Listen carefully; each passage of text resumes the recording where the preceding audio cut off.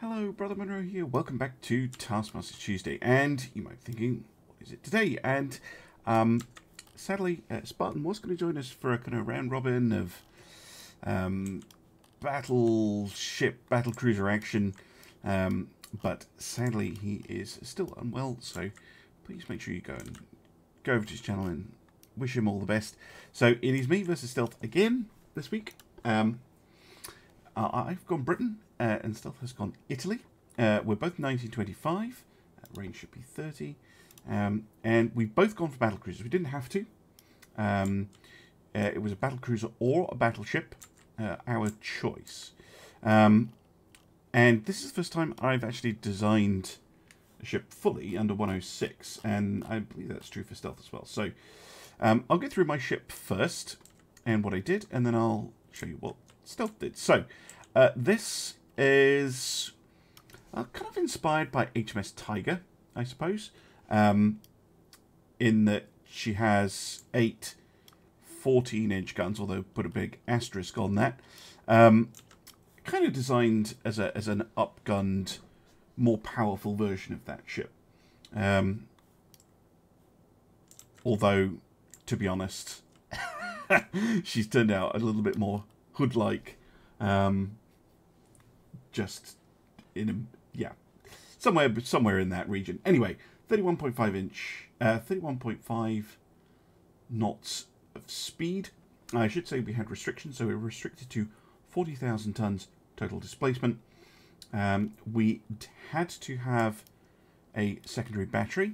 I believe it was at least 6 4-inch guns or bigger, and we had to have a secondary AA battery of at least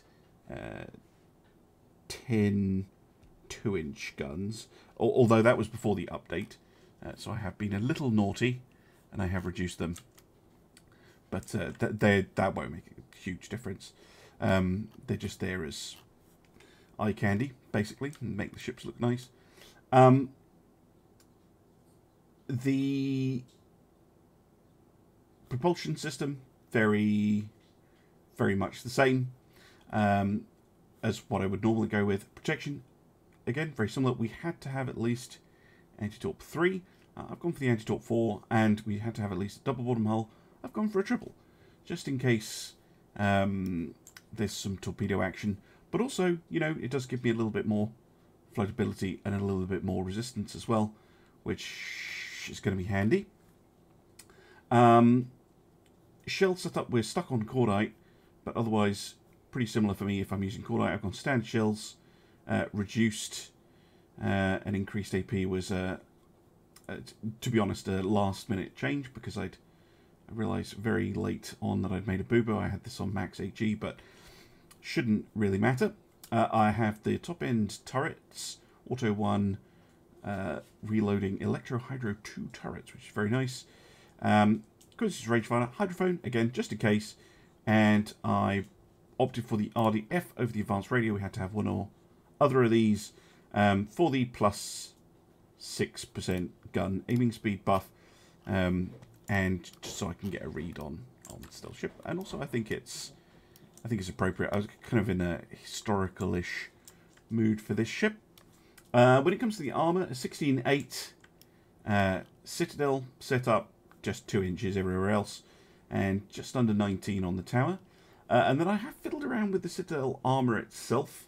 So there's a 4-inch inner belt behind the first, and then there's a 2-inch, and then there's a 1-inch. So hopefully that will help reduce damage. I haven't actually tried playing around with this yet. And on the deck there's an extra inch, and then a 1/2 inch, and then a 0.2 of an inch. Guns are 14.9-inch 64 caliber guns. There's Millie going in berserk because my daughter turned on a tap. So these things are pretty punchy, and they're pretty accurate as well. They are boosted length, max length, and boosted diameter. So they're essentially 15-inch guns, and I've armoured them up as best I can. 18.9 with an 18-inch barbette. So hopefully they should be okay. Then we have some 4.5-inch dual-purpose guns, which are put as 45 caliber, simply because I think that's pretty appropriate. So they're slightly reduced, minus 40% length and plus half an inch diameter to simulate kind of more of an AA kind of gun. And then we have the little so-called 2-inch guns, but they're actually 1.1 inch, and they are just there for AA. So reduced length, reduced diameter, so they're just super quick firing, shooting down aircraft, biplanes and the like. Okay, let's have a look at what Stealth built. So this is the Doria. We have some very interesting guns, which I'll talk about in a minute. We have the 14-inch 89 gun, which is crazy cool to see. Maximum voltage, very nice. 35 knots. It's actually faster than my ship. One more gun. It's gone for triple turrets. Got some 4-inch guns along the side and some 2-inch, so meets all those requirements. Very similar setups. Actually, he has gone for the heavy shells, whereas I stuck with standards. I don't think our flash fire chances are that different. So 5.8 on Stealth's ship and 1.9 on mine. So it is a little bit lower on mine. Part of that would be to do the fact that Stealth went with the Barbette 2. Semi-auto loading and electrical turrets. So I have a slight advantage in gun reload speed. Well, probably not actually, given his a smaller. 80.3 seconds for his guns. 44.4 seconds for mine. Really? Rate of fire 1.35 rounds per minute. 0.75. Is that to do with a triple turret? Not sure. Anyway, rangefinder, advanced radio, all pretty standard stuff. No torpedoes, no funniness. And very similar armor schemes. A 16.9, so a little bit thicker on the main deck, and he has a much thicker secondary deck. I think Stealth's thinking deck hits are going to be a thing, and I think he might be right, to be honest. And not much anywhere else. Turrets, though. I mean, I'm always fascinated to watch other people design ships, because I think Stealth was thinking decks, because he's got a 9-inch main deck and then 2.5-inch and then an inch on his inner decks, which I think is a good plan, because we've both gone for, you know, accurate ships, so we might get plunging fire. But his turret tops, not so much, which is an interesting kind of way around of doing it. Anyway, those are the ships. Same setup as the previous couple of weeks. I'm going to play my ship against Stealth's. And there are some slight differences, by the way. You'll notice weights and offsets and pitches and costs are all very slightly different between the two of us. So, you know, we're trying to recreate this by hand. And, you know, especially now, you know, where you put your turrets does affect things. But I think, yeah, I think the stats are similar enough that it won't matter. So, yeah, I'll take on Stealth ship with mine, and then Stealth will take on mine, but played by the AI in his video. So that's the plan. Enemy smoke spotted to the north. Okay. I do like the look of this ship. I do like the look of it.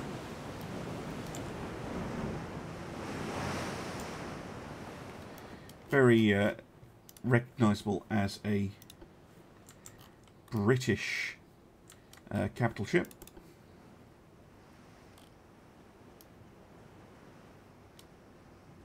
Is that way. So I do want to make sure that I have all my guns on the go as soon as we spot him.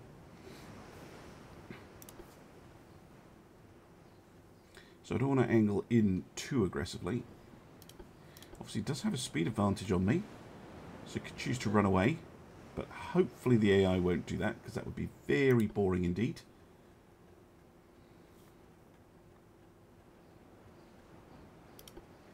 I might actually have to go in aggressively. Send it away. Enemy in sight. Okay. That's good. Let's have a look. Oh no, he's coming at me. And he's turning the other way. No game, don't do that. Other way. Now this is... that's crazy accuracy. Yeah, I think this is going to be quite luck-based. Whoever gets in an early hit, like if stealth accuracy is anything like that, that's insane.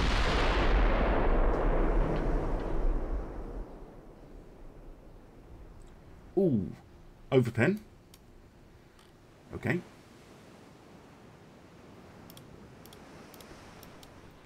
Oh, here comes the return fire.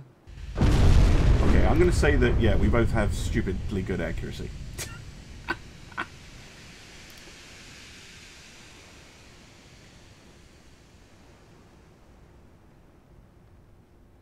Hopefully, my higher rate of fire and slightly punchier guns will make a difference. Overpin flooding. No. Target lock error. Don't do that.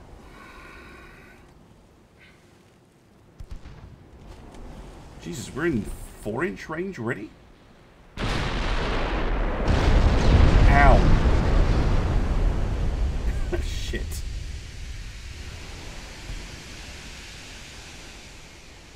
And so I'm leaving this on ×2. I have a feeling this is not going to be a long fight.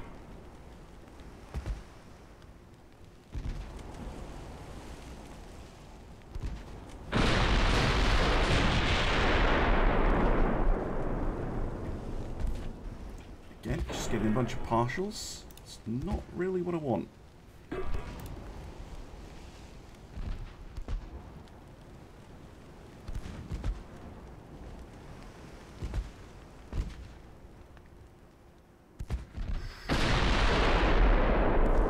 Firing 2 guns. Oh, pen. 4 deck, 800 damage, that'll do. Put a bit of accuracy debuff on him. Oh, shit. Okay, that wasn't too bad.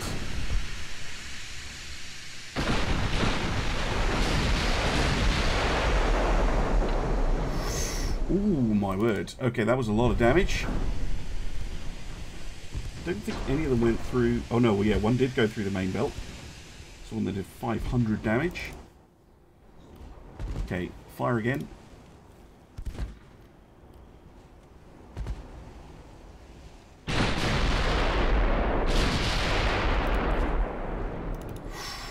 Oh my word. Again, big hits.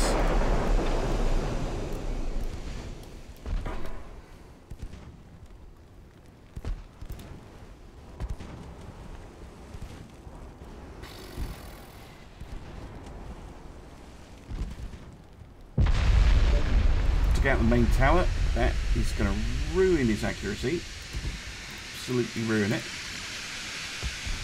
Still though, ship's still going, and those guns could very easily ruin my day.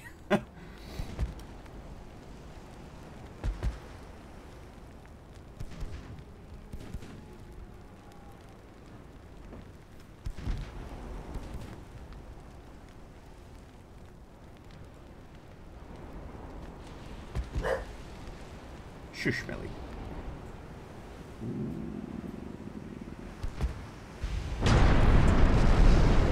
And done. Okay, that was a little bit shorter than I was expecting. Yeah, that's crazy. So the rate of fire definitely helped. But why is it so different? I'm just going to very quickly grab a triple version at the same time. Oh, Millie, please, just for goodness sake, shush. Just so I can compare directly. Yeah, reload time does go up.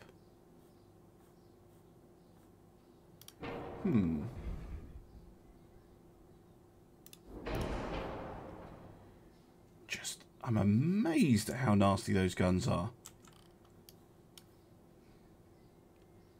Like, genuinely, that's ridiculous. What was our... I don't even know what range we were fighting at, but it was pretty far out. Probably about 17,500 or something.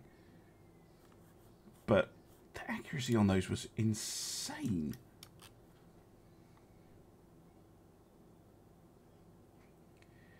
Yeah, and Stealth's guns were accurate, and they were punchy. Like, they were definitely hurting.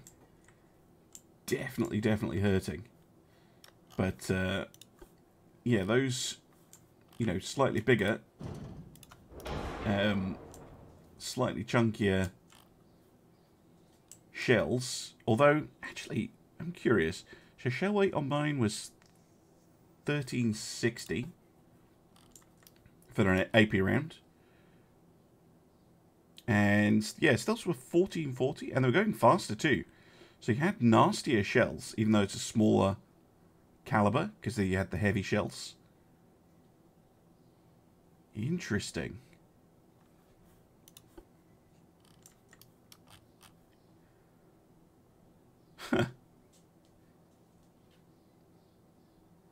Very interesting. Just that rate of fire and the accuracy from the dual guns, I think, was what did it. Because, I mean, the extra 0.9 of an inch, I think, was offset by the heavy shells on Stealth's vessel.